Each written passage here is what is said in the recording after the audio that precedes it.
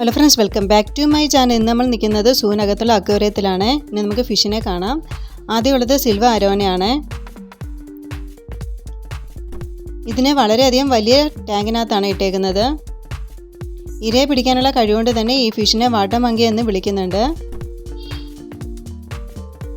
അത്യാവശ്യം സ്പേസ് വേണം കേട്ടോ ഇതിനെ ഇടാൻ വേണ്ടിയിട്ട്.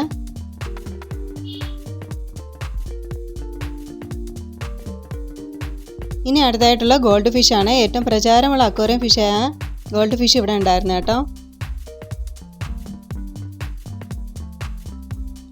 ഇനി അടുത്തായിട്ടുള്ള പിരാനയാണ്.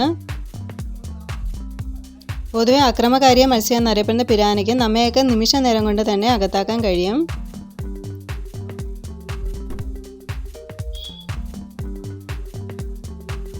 കുറച്ചധികം ഫിഷുകൾ അതിനകത്ത് ഇട്ടിട്ടുണ്ട് കേട്ടോ. എല്ലാം ഒന്നിനൊന്നും വലിയ ഫിഷുകൾ തന്നെയാണ്.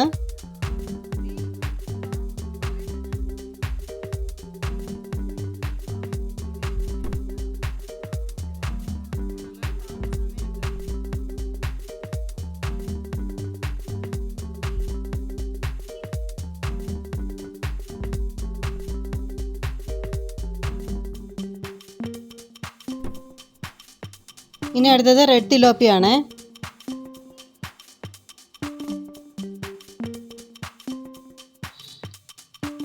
ഇത് ഒരുപാട് പോഷകസമൃദ്ധമായിട്ടുള്ളൊരു ഫിഷാണ്.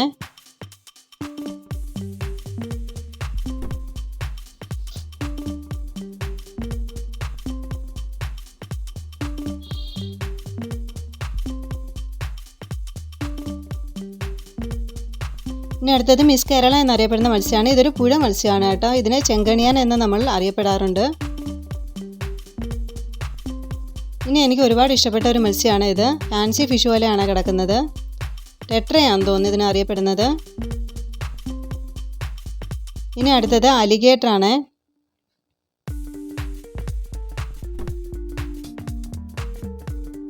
ഇത് വടക്കേ അമേരിക്കയിലെ ഏറ്റവും വലിയ ശുദ്ധജല മത്സ്യം എന്നാണ് അറിയപ്പെടുന്നത്.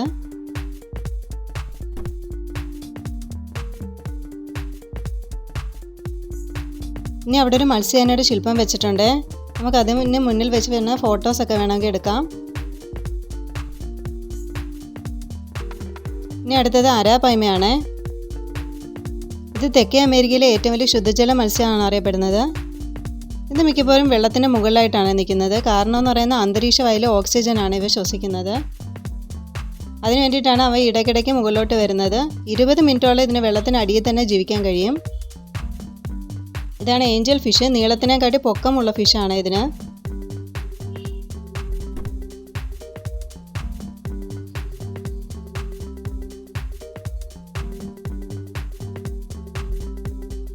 ഇനി അടുത്തത് ക്യാറ്റ് ഫിഷാണ്. ആലി അതിനെ എവിടെ കണ്ടാലും അതിനെ വെച്ച് കളിപ്പിക്കും കേട്ടോ. പൂച്ചകളെ പോലെ കൊമ്പുള്ളത് കൊണ്ടായിരിക്കും ഇതിനെ ക്യാറ്റ് ഫിഷ് എന്നറിയപ്പെടുന്നത്.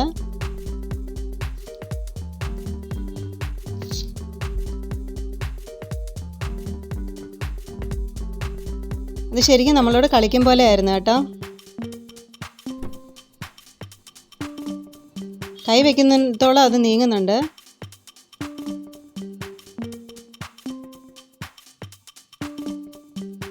ഇനി അടുത്തത് വൈറ്റ് ടൈഗർ ഷാർക്കാണ്. ഒരുപാട് ആ ടാങ്കിനകത്ത് ഇട്ടിട്ടുണ്ട് ഈ മീനിനെ.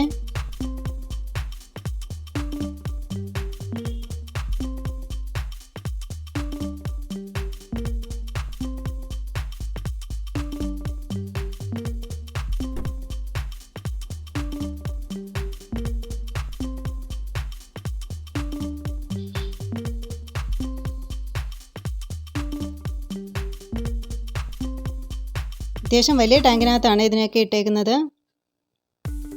ഇനി അടുത്തത് തൂവൽ മത്സ്യം എന്നറിയപ്പെടുന്ന ഫിഷാണ്.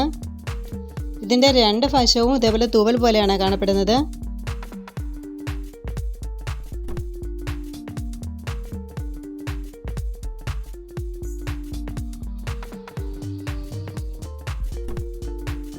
ഇനി അടുത്തത് ഈൽ ഫിഷാണ്. ഇതൊരു ടാങ്ക് 2 എണ്ണമാണ് ഇട്ടേക്കുന്നത്.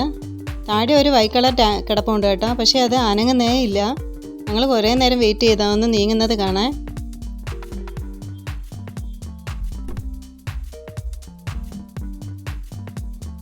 അതിൻ്റെ വാലും വെച്ചുകൊണ്ട് നീങ്ങുന്ന കാണാൻ നല്ല രസമുണ്ടായിരുന്നു.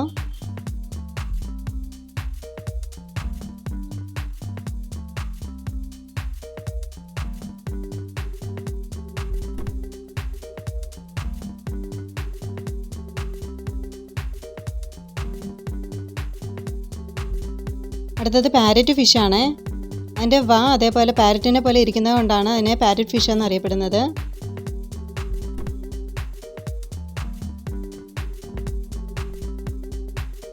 കണ്ടാലും തീരാത്ത അത്ര ഫിഷുകൾ അവിടെ ഉണ്ടാവും കേട്ടോ. പിന്നെ കോയി കാർപ്പ്, ഓസ്കാർ ഇവയൊക്കെ അവിടെ കിടപ്പുണ്ട് കേട്ടോ. കുട്ടികൾക്കൊക്കെ കൊണ്ടുപോയി കണ്ടാൽ ഒരുപാട് ഇഷ്ടപ്പെടും.